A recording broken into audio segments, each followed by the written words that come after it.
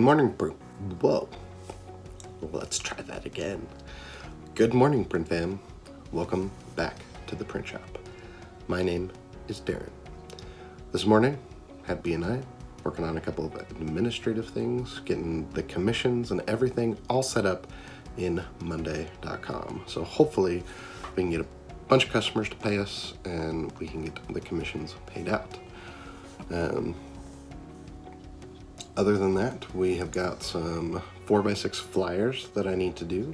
I am working on a outsourced screen printed order for a guy in Pennsylvania, so way far away. I will be mailing it to him, and so far he wants 150 shirts and like 20 or so sweatshirts, but he wants me to mock up the design on the colors so that he can pick which shirts he wants. So I use Placeit to do that. There is an affiliate link to that down in the description. I find that it's worth it. You can buy it. It's a SaaS software, or software as a service. You can pay $100, I believe, and it gets you a year of service, or you can pay like $10 a month. I opted to just pay a one-time for a year. It, to me, is worth it because it makes it really easy to get these jobs by being able to simply, quickly, easily mock up logos, change colors, change backgrounds. So it's made it really nice, and it's landed me a few jobs because of it. So again, I will link that down in the description. Other than that, I've got to go run some errands, fix a computer for my brother, and go to the post office, drop off some orders. Got some orders for myself as well as some orders for my wife to take, and then just quoting a few things. But in today's video, I wanted to I wanted to discuss what I would do if I was to start my business today. I'm depressed and I am financially stressed. And because I am very open in sharing what I'm going through and the struggles and the emotions, in the comments I've seen a couple of people being discouraged, and I don't want that. So I want to address what I would do starting out fresh today if I was starting a business in 2020. So let's jump right into that. 10 years ago is when I started my business, December of 2009. I started out 100% outsourcing. It's only 11 and I'm already yawning.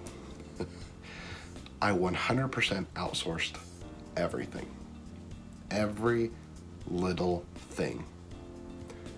And it was great.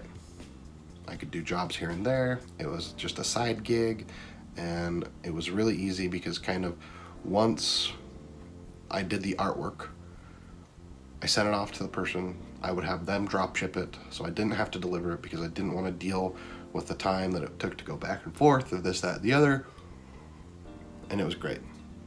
So if you're starting out today and you don't want to have a big investment, that's what I would recommend. Outsource first and start with just a couple of products. Don't go hog wild and offer a million different things.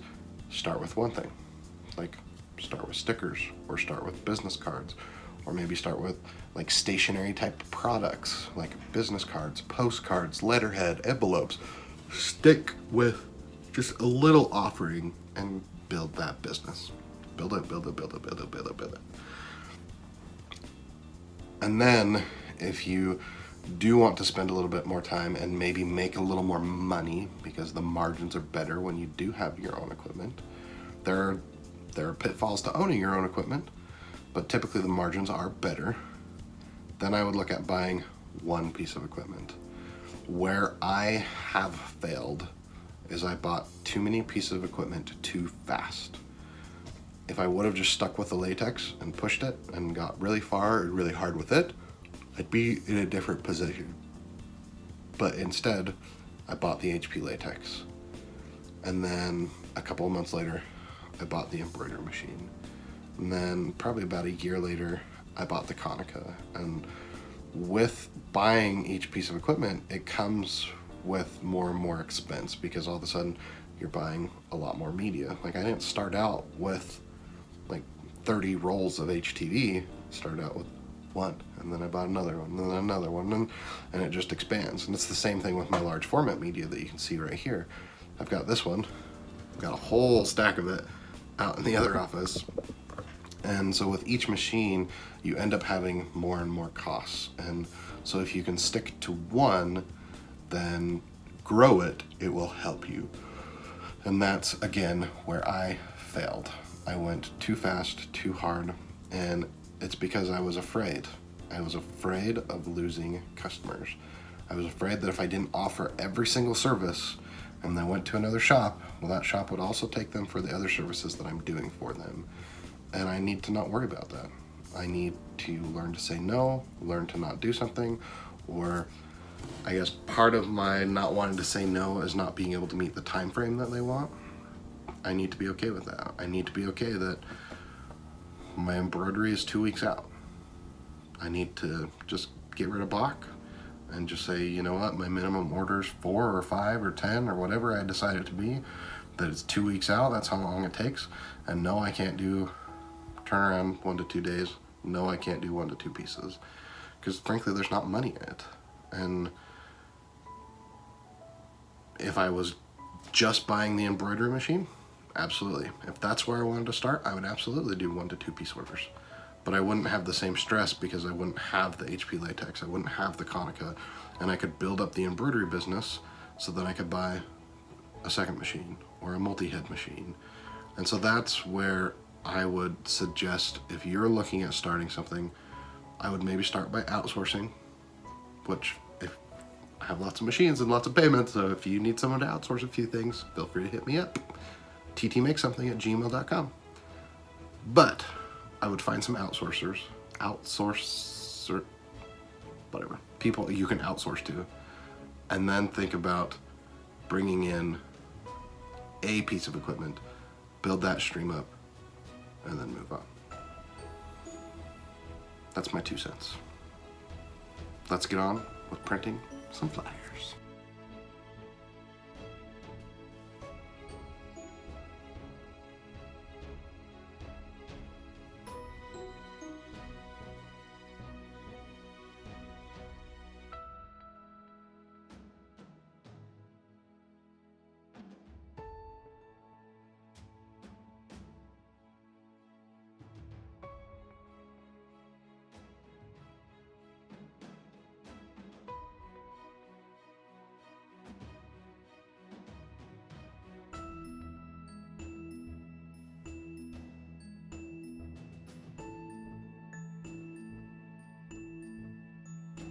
Look at all this curriculum.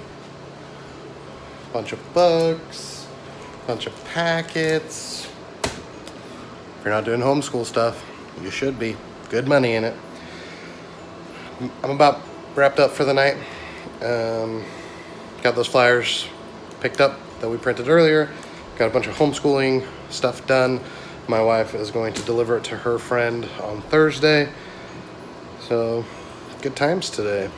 I hope you enjoyed the vlog.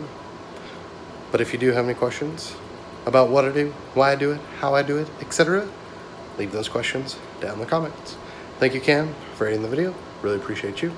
If you guys want to support the channel, you can do so with the links down in the description. Patreon, Amazon affiliate, custom orders, all that fun stuff. I do just appreciate you watching, liking, subscribing, sharing with friends, etc. As always, Print Fam, we'll see you in tomorrow's vlog. Huge shout out to our patrons over at patreon.com/TTMS.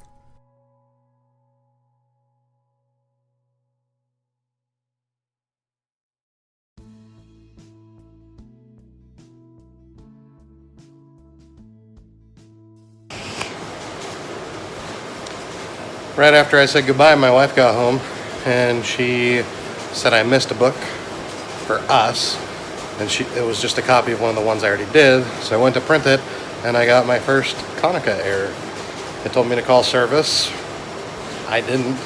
I turned the machine off, turned it back on, cleared the jam. There was a jam in here at the bottom, and then there was a jam in the fuser. So I cleared that, and now it's printing again. So I don't know. One more book to do, and I'm done. Thanks for watching, Print Fam.